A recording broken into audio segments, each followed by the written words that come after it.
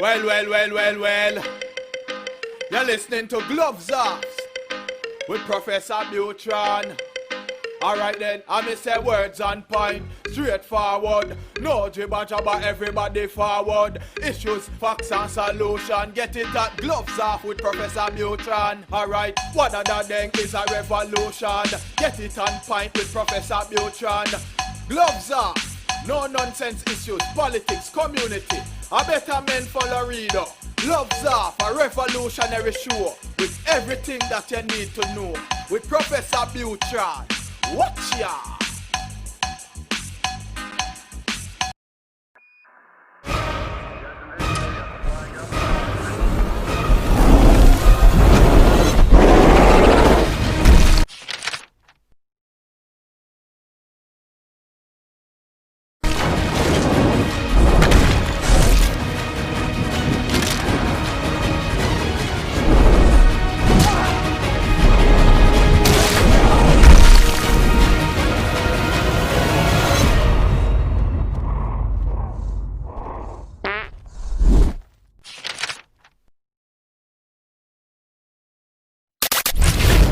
The following political paid advertisements do not reflect the political opinions of the program or its associates. Any political campaign or candidate who wishes to purchase advertising can do so. Advertising is open to all on behalf of Gloves Off.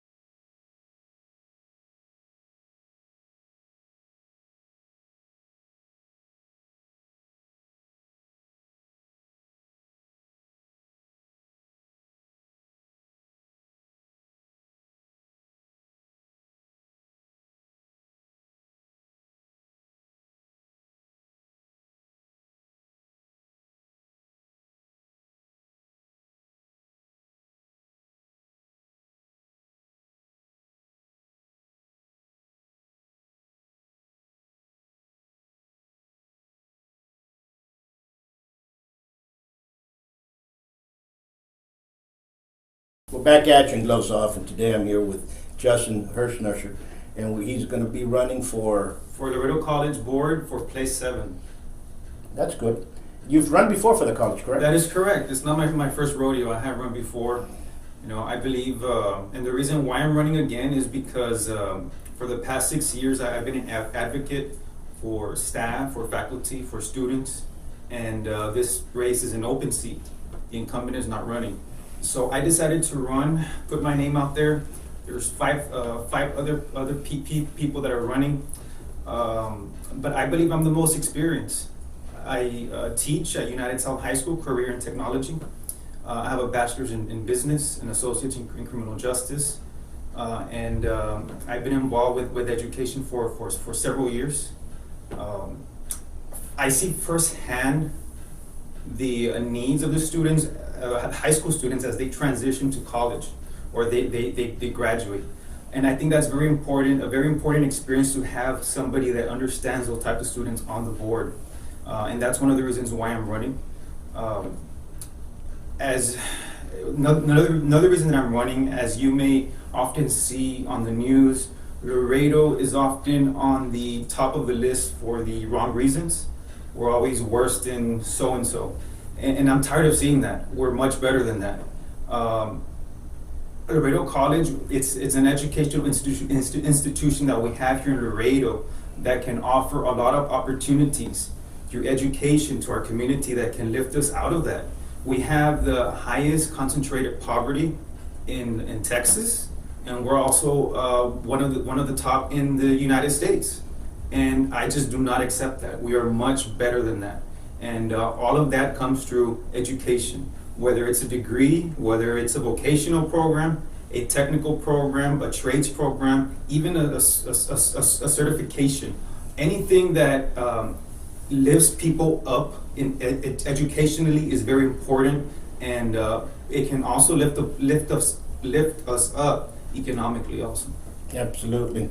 You know, I taught in Laredo Community College, LCC, and I was an adjunct instructor for a very long time, and I saw that we needed, I saw the energy that was there. Right. And one thing that really baffled me and hit me hard was the fact that they removed the athletic department. Correct. And it was something that I was like, why did they do that? What's your opinion on it? Well, as you know, I was here in your program back in May advocating for the athletics program. Unfortunately, 2 days after that, the board did vote to terminate the athletics program for at least a year. But my concern, and a concern of a lot of people in the community, some coaches, is that athletics will not return once this unfortunate pandemic is over. So if elected, I will make sure that we get the athletics program back and in fact expand it. We should have basketball. We have a lot of talented students in our high schools. I see that. So we need to expand our athletics program, not do away with it slowly but surely, but we need to expand it. Also what happened is, since they terminated the program for a year, they reassigned the head coaches. And that's fine, but their pay got reduced by 20%. I do not see there was a need for that. The resources are there for them to get paid the same. I advocated for that when I was in your program back in May, for the coaches to keep their pay. They also fired assistant coaches. All the assistant coaches were fired. There was no need for that. They could have been reassigned. If this is really temporary, they could have just reassigned the assistant coaches and keep the same pay to the head coaches. So if elected, I will make sure that that's taken care of, and of course that we bring back our athletic program stronger than ever. Absolutely.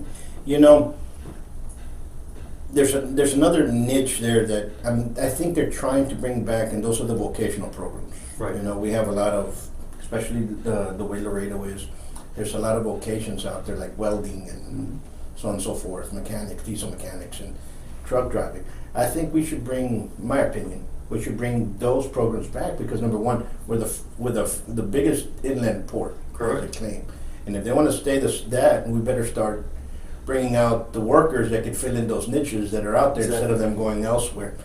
And what do you feel about vocational programs? I think we need to support it all the way through. I mean, in high school, we have a lot of students. I have students who are involved highly in our vocational programs. I will say our high school, our UISD, has a lot of programs that are geared towards the vocational, the welding, culinary, we even have technology programs.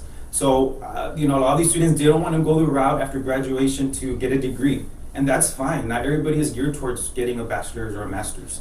But as long as they continue their education somewhere, as Laredo College needs to promote those vocational and technical programs. We cannot do away with those. We need to expand them as well. Yes, let's focus on the 4-year programs that they're doing with health, but we also need to focus on the vocational technical. We cannot move away from that. Absolutely. You have a lot of law enforcement that comes out of that college, and we need to build that academy. I believe that the foundation to some problems is actually where it started, the base, and I think we better need more training. Yes. But, law enforcement is a big industry here in Laredo. Absolutely. You have Border Patrol, CBP, of course the local police, the sheriffs, the constables, and so on. So a lot of people in our community they want to choose that career in criminal justice. Absolutely, and another thing that we need to understand is there's a lot of kids that actually come from the surrounding cities. Zapata and Hebron, right. Bruni, and even Rio Grande. They come and they study here, and we have to have a great protection for them while they're here. And understand that they're coming here for a reason. That's education. Exactly. And I think we have to utilize that, benefit from that, and enhance that. I agree. And what else do you think is needed in the college, or you think that you want to bring in? I have several ideas that I want to bring forth. One of the proposals that I'm proposing is having a program called the Palomino Promise. The Palomino Promise is a program that is a tuition-free program for all high school students that are graduating. Now, before somebody says, well, how is it going to be paid? This program is already in existence in other cities in Texas, in Colorado. The Promise program would be funded by philanthropy, private and public donations, Sure. not by taxpayer money. We already taxed out of our minds. The last thing we need is to be taxed to fund this program. As you know, our water bill is increasing, so a lot of fees that we're getting, we don't need that. So it will be funded through that, not through taxpayer money. This will benefit, I think, a lot of high school students. This will basically bridge the gap between the financial aid and grants that they receive and the out-of-pocket expenses that they have to incur. A lot of students, they're not covered fully by the financial aid they get, so they have to pay out of pocket. A lot of these students don't end up going to college because of that reason. They don't have enough money to pay out of pocket. Sure. Laredo College doesn't allow students to get loans. As I don't know if you all knew that, but they don't allow students to get loans. So, this creates a problem for students who may not have the money to want to obtain their education. So I think this is very important for graduating high school students. It also gets to set a peace of mind to high school students saying, you know what, if I graduate, I have a guarantee that I can get a degree at LC, and I don't have to worry about how I'm going to pay for it. But we need to implement that program wisely, because of course it'll be funded not through taxpayers but through philanthropy. And then, for example, at Alamo College, you have this program that is similar. HEB just donated $1.5 million to that program. Toyota as well. So we can get that kind of funding here that will benefit our community greatly.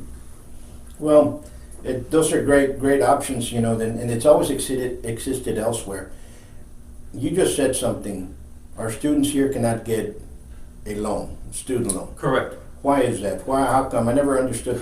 Well, I really am not sure why Laredo College doesn't allow loans. From what I've heard is, they don't want them to basically be in debt with, have graduating and have, $10,000 and that they have to pay back.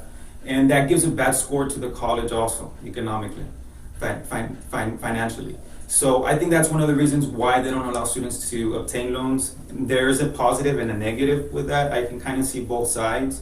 But if they don't allow that, the least we can do is implement a program that will allow students to get an education that is attainable. Because we are losing students who want to get an education but can't because they can't afford it. I've had friends who told me that they want to enroll and that their son wanted to enroll, but he's working and they couldn't offer him any help. So we need to help everybody we can to make sure that they are able to attain that education. It not only benefits them, but it benefits our community as a whole. No, you're absolutely correct. And we need further education. Education is what is needed, and no one can stop learning. Okay, you always have to continue learning and studying and so on and so forth. And what I see is, what I would love to see change is, if there is going to be that type of grant, loan, scholarship, whatever you want to call that, right, from the Palomino program, going in there, for it to go to the correct students, not just for my buddy down here, my compadre. Oh, of course, yes. So we need to, those programs are nice to have, but if it's going to be abused, then it's a different story. Of course. How would you maintain that? Well, we need to make sure that it's a fair program, like you said. Make sure that everybody that wants to receive that program is allowed to receive it, not just certain people. Not just because, your family or your relative was somebody, or because, she called me and she said she needed the funds. No, we need to ensure that everybody equally is able to receive it across the board. And there needs to be a check and balance right there when we implement those type of programs. No, absolutely. And your race is running concurrent with the other races, correct? That's correct. It's in the November election with the presidential race.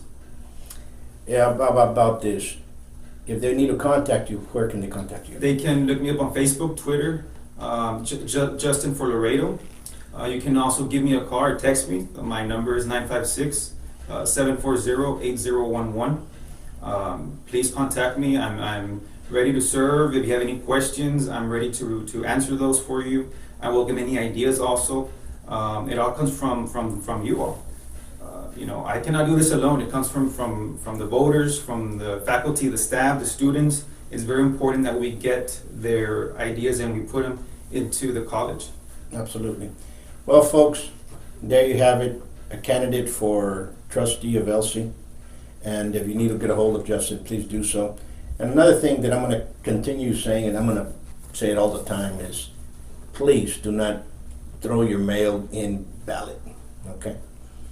If you can physically go to Walmart, H-E-B, the grocery store with a mask on, you can physically be there in line to vote. And believe me, our Webb County Educational Elections Office has done a hellacious job, and especially in the curbside. So you can go up there and say, you know what?